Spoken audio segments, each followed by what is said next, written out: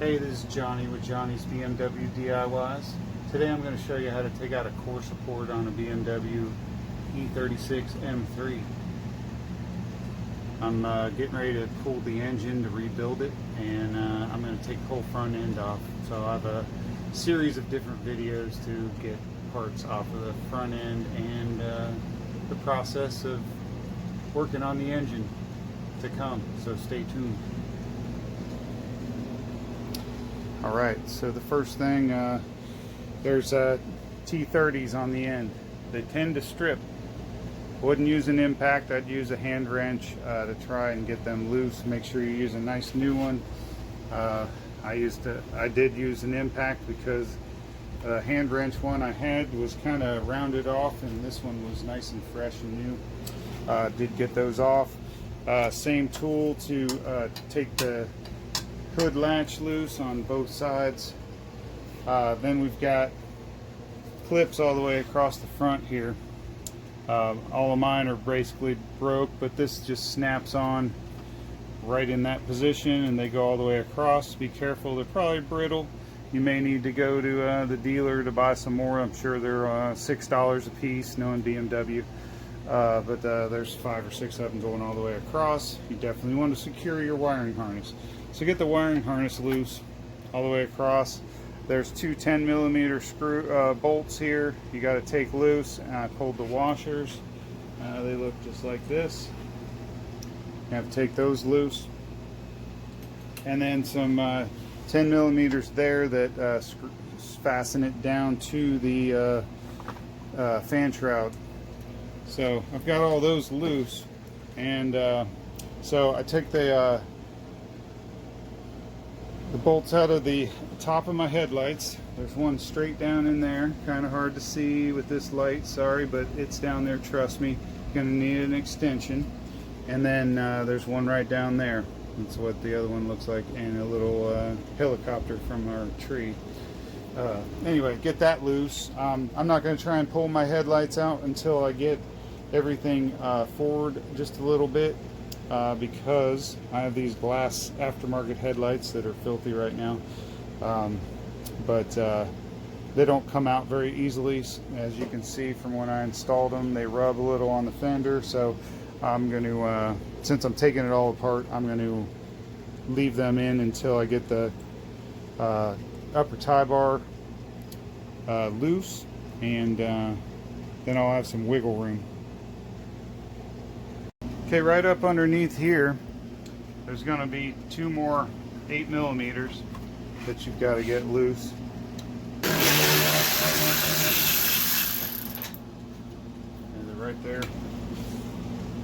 Second one, kind of got to push the liner back a little bit to get them. Okay, back behind here, we've got to take some bolts out for the header panel. Let's see, I might need to grab a light so you guys can see this. Sorry about the moving around. Only way I can get the good shot on this. Right here, there's 1, 2. I'm going to get those guys loose. And there's 2 on the other side. Definitely need a short stubby. I always use magnetic sockets. I've got some short ones, I've got some long ones. They're very, they help you a lot, especially when you got a splash shield on the car and you drop a bolt, you know, because you didn't have a magnetic. So I'll put a link in the description for the ones I've got. They're real nice and not too expensive. They won't kill you like a super name brand, but they're just as nice. Alright, I'm going to get those 4 bolts out, and I'm going to show you what else we got to undo for the header panel. Okay, there we go. Do the same on the other side. Okay, I've got all the bolts out that hold the header panel in. My headlights are unbolted, so this may be a little tricky. You do have to unbolt your headlight anyway, because it's fastened to it. Something else holding it. Just a little bit of a bind. This is a painted part, so you want to be gentle with her. And it's very fragile. very firm when it's bolted up once you get it off. Again, be careful, don't scratch it, because it's a face of your car. But you can see where the two bolts go through. I'm going to clean all this up, obviously, and probably rattle can it before I put it back, because these bolts are making it rust. All my bolts are going to go in WD-40 until I put them back on. Get rid of all the surface rust. You do need to take out your grills. It's going to be 1, 2, 3, 4, 5, 6, 7, 8, looks like. You just want to get those clips over the edge of those little tabs and be gentle with them. Especially if they're old, the tabs are going to be real brittle. So that's the header panel portion. Next, we've got to get some other things out of the way so we can get the core support out of here. Next thing you want to do is get your headlight out. It's going to, pull straight out. As you're taking it out, pinch on your marker light, your turn signal light that is, and unplug the headlight. You can use a little screwdriver if you need to get these little tabs up. Be gentle with them, they may be brittle, and get all that undone. And headlight should come out as an assembly. You can put it back in as an assembly. The fan, two main bolts holding it in right here, and right here on the left they are 10 millimeter. We're going to knock those off.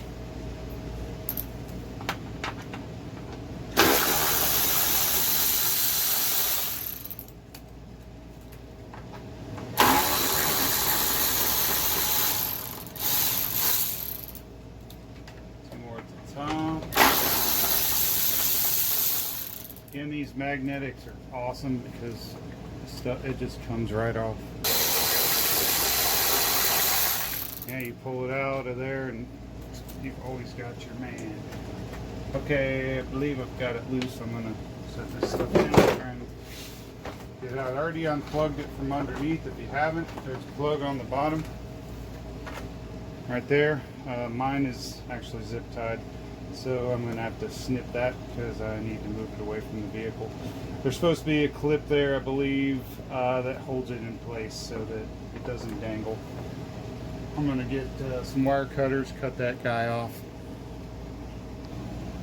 Okay, now the top bolt is loose on the air guides, so should be able to get them loose. See that right there? That goes through at the top. Let's see if I'm angled right. No, I'm not showing you nothing. So that right there. There's a bolt for it up on the top. So do the same on the other side. It should come free, I believe.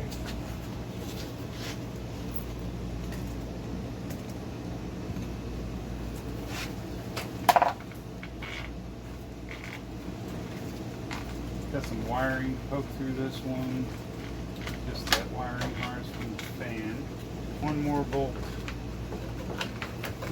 holding it in. Right behind here. Let's see.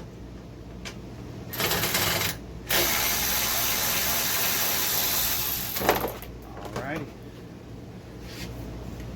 Okay, we're going to hit these bumper mounts.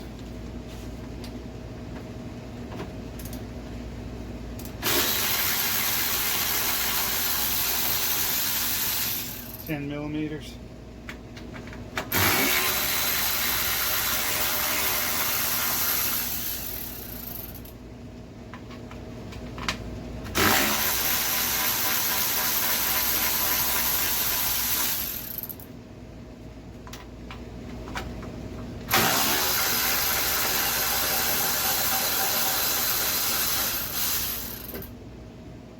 Don't let thing drop on your toe. Comes right off. See, it's like a shock. Goes up in your frame rail. And do the same for the other side. Okay, now we got those off. We got the center tie bar here. Comes right off. We're almost there. Now, Most of the cars that are virgin and haven't had a core support put in, this one has had a tiny little parking lot fender bender, but it bent core support, so I got a new one. There's a little weld right there where that hole is. From the factory, they do weld that, so it's not going to just slide right off like mine is. And what I suggest you do, and I've done it on several cars, is you know, just drill it a little bit right there, and just enough to get that drilled out. If you don't have a good drill bit that'll go in metal, you can just kind of wiggle it, and it'll make the metal hot in that spot. Eventually it will kind of tear it. Don't recommend that, but I've done it before, and it usually breaks at the weakest point, which I think is the weld generally on this, because it's pretty small little spot weld. So I'm going to take this guy off. Wait one sec. They do have the hood latches still fastened, so I want to get that loose. Just make sure nothing else is touching it. Be careful on your fenders taking this guy off, because you scratch him. It's kind of sharp.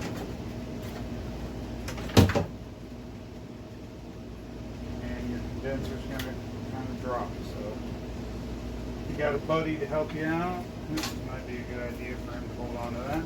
It's not. So the core support is out. So my goal is again to pull the engine and transmission as an assembly, the easy way, and take the whole assembly out. I'm going to wheel it out. Next thing I'm going to do is disconnect the drive shaft and transmission cross member. The exhaust, I gotta get the exhaust done first. So I have a DIY on dropping the cat back exhaust. Check that video out for that step. And transmission cross member is pretty straightforward. You just want to make sure you get a jack with a board or something of that nature up underneath it as you're